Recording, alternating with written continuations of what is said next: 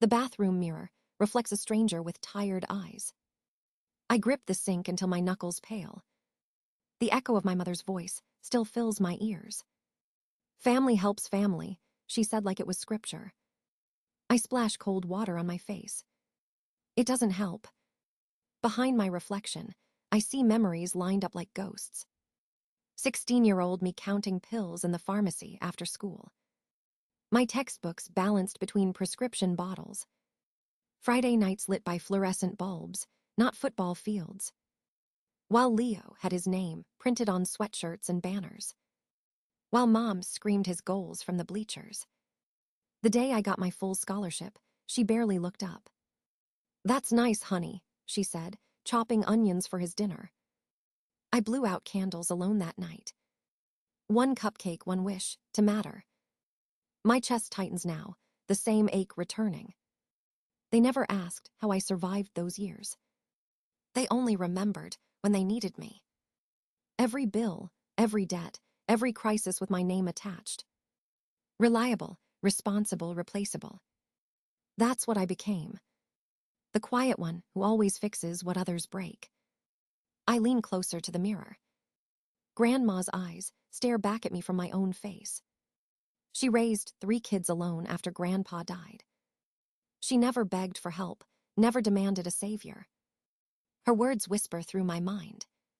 "Your life belongs to you first." I breathe it out like a prayer. They planned this dinner. They timed it with my bonus. They checked my finances before asking. Not out of love, but calculation. I remember Mom's trembling act at the table. Her eyes glossy, but dry beneath the surface. The way Dad used his command voice, the one that always silenced me. Leo's false smile when he said, "It's just a formality." They already signed my name in their minds. They assumed I would obey. That I would nod, smile, and sacrifice again. But something in me shifted tonight. It's small but alive. A flicker of anger, of self-respect finally breathing. I grab a towel and dry my face. The trembling stops. For the first time, I don't feel guilty for saying no. I think of Grandma's kitchen, her worn hands folding bread dough. Her laugh when I asked why she never remarried. "Freedom," she said. "It costs less than love that hurts." I whisper her name now, a vow hidden in steam and silence. Tomorrow, I'll check my bank account. I'll change passwords. I'll block numbers if I have to. No more being the backup plan. No more saving people who never saved me. Outside, their laughter fades behind the door. The family that loves in transactions, not truth. I straighten my shoulders. I can already hear the storm coming. But for once, I don't plan to hide. I plan to walk straight through it.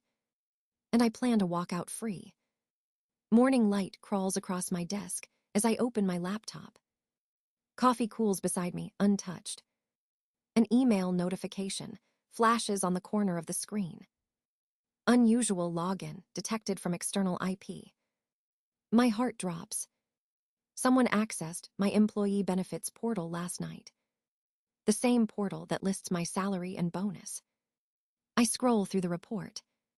Timestamp, 6:42 p.m. Right before dinner. I call IT support, voice steady though my pulse races. They confirm the name, Lisa Nguyen. My mother's friend's daughter. The one who works in information security. My stomach tightens. Of course, Mom would use a connection. Curiosity disguised as concern. By noon, I'm digging through my phone for more proof. Old messages, group chats muted for months. I scroll back until I find it. Leo, she just got her bonus. Mom, confirmed, dinner Tuesday still works. Dad, perfect, she won't suspect anything. My hands go cold.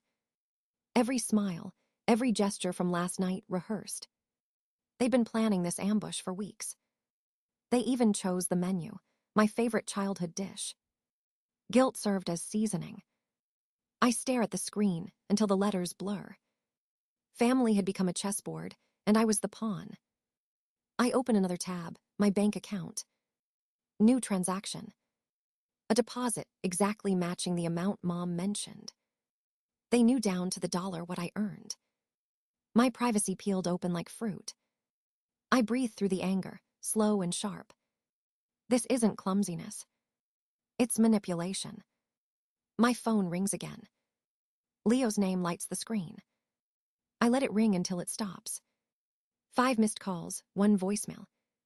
Mom's worried. Stop being dramatic, we're family. The same words, recycled every time they want something. I delete the message. Then I open a new note file, title it Evidence. Screenshots, timestamps, login data. Every betrayal documented. A part of me wants to scream, but another part feels calm. Finally, I see the pattern clearly. It's always been about control. Who earns, who gives, who owes. And I was always the one who owed. Not anymore. By afternoon, I've changed every password I own. I call the bank and flag my account for extra verification. The representative asks if I suspect fraud. Yes, I say. From family. She hesitates, then whispers, "You'd be surprised how often I hear that." I almost laugh, but it catches in my throat. At sunset, I sit by the window, phone buzzing beside me. More calls. More guilt. I let them pile up like unanswered debts. The city outside hums with strangers living their own lives. Lives untouched by obligation or manipulation. I imagine being one of them. A life not borrowed, not owned. I close my laptop, my evidence safe in the cloud. Tomorrow, I'll start planning my escape. Because tonight, I've seen the truth too clearly to unsee it. And I know one thing for sure. They will never catch me off guard again. The first call comes at sunrise. Leo's voice cracks with false concern. "Mom didn't sleep. You're scaring her." I hang up before he finishes. By noon, the messages multiply. Mom crying through voicemail. Dad's tone sharp and commanding. "Be at the bank Thursday. It's done." My chest tightens. They've already made the appointment. No one asked if I'd agreed. By evening, my boss calls me in. "Your brother phoned the office," she says carefully. "He said it's a family emergency." My stomach twists in disbelief. They're dragging my job into this now. I apologize to her, voice trembling. She studies me for a moment. "Family can be cruel," she says softly. I nod but can't speak. Outside, the city lights blur through tears I refuse to shed. The next day, a letter arrives at my door. No return address, just bold black ink. "Ungrateful daughters burn in hell." I crumple it, drop it into the trash. They want fear, not reason. And I won't give them that satisfaction. At the grocery store, Mrs. Pham, Mom's friend, stops me. "I heard you're giving your parents trouble," she says. Her eyes sharp with judgment. Rumors spread faster than truth. By the time I get home, my phone is buzzing again. "Leo, people at church are asking questions." "Dad, you're embarrassing us." "Mom, you're breaking your father's heart." I stare at their words like poison dripping from the screen. Then I power off my phone. Silence tastes like medicine. But it doesn't last. The next morning, they escalate. A knock on my door. Jessica, Leo's wife, stands outside. Her hair perfect, her smile strained. "Can we talk?" she pleads. I don't open the door. Through the wood, I hear her rehearsed lines. "Mason doesn't understand why you don't love him." The manipulation drips from every syllable. Later that afternoon, HR emails me. "Your relative called, concerned about your mental health." My throat burns. They're weaponizing sympathy now. I delete the message and close my laptop. I feel trapped between pity and rage. That night, I meet Margaret, the senior researcher at work. She studies me with knowing eyes. "Family drama?" she asks. I nod. She leans closer, her voice low. "My sister tried to steal my inheritance once. Don't let guilt make you poor." Her words hit harder than any sermon. On my way home, I replay them again and again. By midnight, Leo calls one more time. I answer out of exhaustion. "Why can't you just help?" he demands. "Because I already did," I whisper. "For years." He scoffs. "You're being dramatic." I hang up without another word. Outside, rain hits the window in steady rhythm. Inside, I start packing a small suitcase. Only essentials. By morning, I'll make a plan. They've turned every tool, love, religion, guilt, into chains. But they forgot one thing. Chains can't hold what's already walking away. The sky outside my window turns pale blue before dawn. My suitcase stands by the door, half-zipped and trembling. I packed only what fits in 2 bags. Clothes, laptop, grandma's letter, and freedom. The clock reads 5:12 a.m. In 5 hours, my family will be at the bank. In 5 hours, they'll learn I'm gone. I glance at my phone, dozens of missed calls. None of them matter now. I call a ride and step into the chill of morning. The air tastes clean, untouched by guilt. The driver doesn't ask questions. He loads my bags and smiles faintly. "Big trip?" he asks. "The biggest," I say. As the city fades behind us, my pulse steadies. Every mile is distance from control. Every mile is oxygen. At the airport, I move through security like a ghost. No hesitation, no backward glance. The boarding gate hums with strangers. People traveling toward beginnings, not obligations. When the plane lifts, I exhale for the first time in years. Below, the ground falls away like an old story. Clouds blur the edges of everything I'm leaving. Mom's voice, Dad's orders, Leo's guilt, all fade to static. Somewhere over the Midwest, I fall asleep. When I wake, the sunlight is sharper. California stretches beneath me, golden and vast. I whisper to no one, I made it. By afternoon, I'm in a small hotel room near the bay. The ocean smell seeps through the window. I unpack slowly, like claiming new territory. Laptop on desk, curtains open wide. I send one email to HR at my new branch. Confirming my transfer date, I'm available immediately. Her reply comes fast. "Welcome to San Francisco, Lynn. Take your time to settle."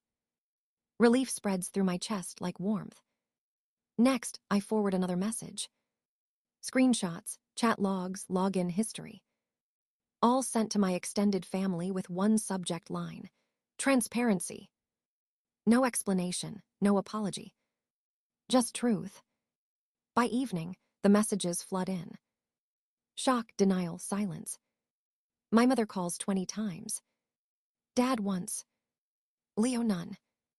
I let them all ring unanswered. Instead, I walk outside, down to the water. The sunset bleeds orange across the waves. A couple laughs nearby, the sound light and effortless. For the first time, I envy no one. Freedom hums quietly beneath my ribs. I check into a local diner, order soup, and open my notebook. Page 1, new life budget. Page 2, apartment listings. Page 3, blank waiting for plans I'll make alone. Back in the hotel, I switch my phone to silent. Mom can call the police if she wants. I'm not missing. I'm found. As I drift to sleep, I imagine their faces at the bank. Empty chairs, unsigned papers. They'll realize I didn't just say no. I left the table entirely. And I'm never coming back. 3 months pass before I agree to face them again. Not in person, but through a screen. The emails, the letters, the guilt, they never stopped. Mom's voice shaking with practiced tears. Dad quoting scripture about duty. Leo pretending to be calm, while leaking anger between words. So I send one message. Family video call, Thursday, 7 p.m. Eastern, everyone present. They reply within minutes, thinking it means surrender. It doesn't. It means evidence. The day arrives. I sit at my desk, laptop open, camera on. Behind me hang my degrees, my framed letter from Grandma. No photos of them. At exactly 7, their faces appear in small glowing squares. Dad at the head of their table, authority sharp as ever. Mom beside him, eyes red but dry. Leo smirking, confident I'll cave. Let's talk reasonably, Dad begins. I'll start, I interrupt. The room quiets. I click share screen. My timeline appears, neat and irrefutable. Emails, bank statements, login reports. 3 months ago, I say, you asked me to sign a $40,000 loan. You told me it was for Ben's education. Yet Leo told his friend it would cover gambling debts. I press play. His voice fills the silence. Once she signs, I'll fix the tables later. Mom's hand flies to her mouth. Leo curses, but it's too late. Next slide, my student loan records, every payment with my name only. Family helps family, I quote them softly. So tell me who helped me. Aunt Mai's voice cuts through, uneasy. Is that true? Min paid her own tuition. Dad looks away. The power shift happens quietly. I keep going. Bank statements show you have enough savings to co-sign yourselves. Yet you chose to target me. My voice is steady now, stronger than I've ever heard it.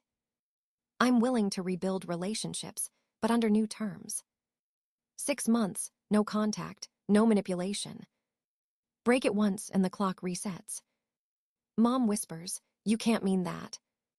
I do. For the first time, Dad doesn't argue.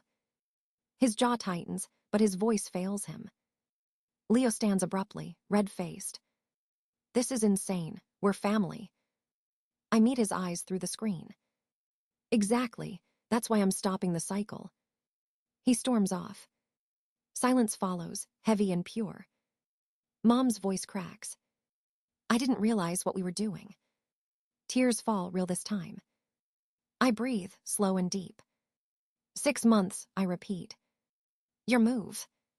Then I end the call. No drama, no shouting. Just a click and quiet. The silence that fills my apartment feels different now. Not lonely, but earned. I close the laptop and stand by the window. City lights shimmer across the bay. For years, I thought peace meant forgiveness. Now I know peace means boundaries. And tonight, peace belongs to me. 6 months later, the sun wakes me before the alarm does. The light filters through white curtains, soft and clean. My apartment smells like coffee and ocean air. I stretch, barefoot on the cool wooden floor. No tension in my shoulders, no dread of a ringing phone. I brew my coffee and open my laptop. An email waits, promotion confirmed. I smile, calm and certain. At work, the team greets me with real champagne, not cheap imitations. They cheer because they respect me, not because they need me. In the evening, I walk home through streets that already feel like mine. California has turned from refuge into belonging. Grandma's letter hangs framed on the wall beside my degrees. The words steady me every morning. Your life belongs to you first. I finally understand what she meant. My mother writes now, softer, slower.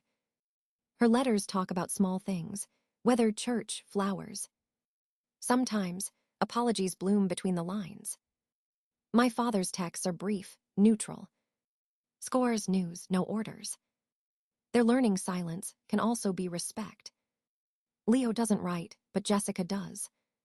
She tells me she's saving money on her own now. She brought Ben to visit last month, quietly. He ran on the beach while she watched, eyes tired but free. Before leaving, she said, "You were right to go." Her voice broke, but her smile didn't. I opened a small savings account for Ben after that. 500 to start, my choice, my way. A gift, not a rescue. At work, I mentor a new assistant named Chloe. She reminds me of myself years ago. Careful, apologetic, afraid to say no. One afternoon, she confides, "My brother wants me to co-sign his loan." I pull a chair beside her. You're allowed to protect your future, I tell her. The words come easily now. I see relief in her eyes, and pride rises quietly in mine. Boundaries once felt like walls. Now they feel like doors that open the right way. My weekends belong to me.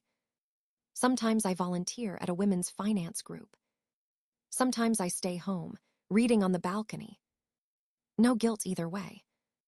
The city glows below at night, wide and forgiving. I've built a circle of friends who understand space. We share dinners, not expectations. We give, not take. Margaret visits from Boston before her retirement. We drink tea on my balcony and watch the sunset melt into gold. You look peaceful, she says. I nod, finally. Later, I light a candle beside Grandma's photo. For everything I lost. For everything I found. Freedom isn't absence. It's ownership. It's the right to say yes because you want to, not because you must. I step outside as the last light fades from the horizon. The ocean hums softly, endless and calm. I close my eyes, breathe in salt and wind. This time, peace doesn't ask permission to stay. The morning sun spills across the balcony, warm and golden. My coffee steams in the quiet air. No unanswered calls, no guilt waiting in the inbox. Just stillness. The Pacific stretches wide before me, shimmering like possibility. I think of the girl who once sat at her parents' table in silence. She thought love meant obedience. She thought peace came from pleasing others. Now she knows better. I open my notebook and write one final line. Freedom isn't running away, it's returning to yourself. The words feel right, settled, complete. A soft breeze lifts the page like a blessing. Behind me, the framed letter glows in morning light. Your life belongs to you first. Grandma's voice echoes softly, no longer a warning but a truth fulfilled. I take a slow sip of coffee, watching waves fold into each other. Somewhere out there, my family is learning to live without control. And I'm learning to live without fear. I close my notebook and smile. For the first time, the story isn't about survival. It's about choice. And I finally chose me.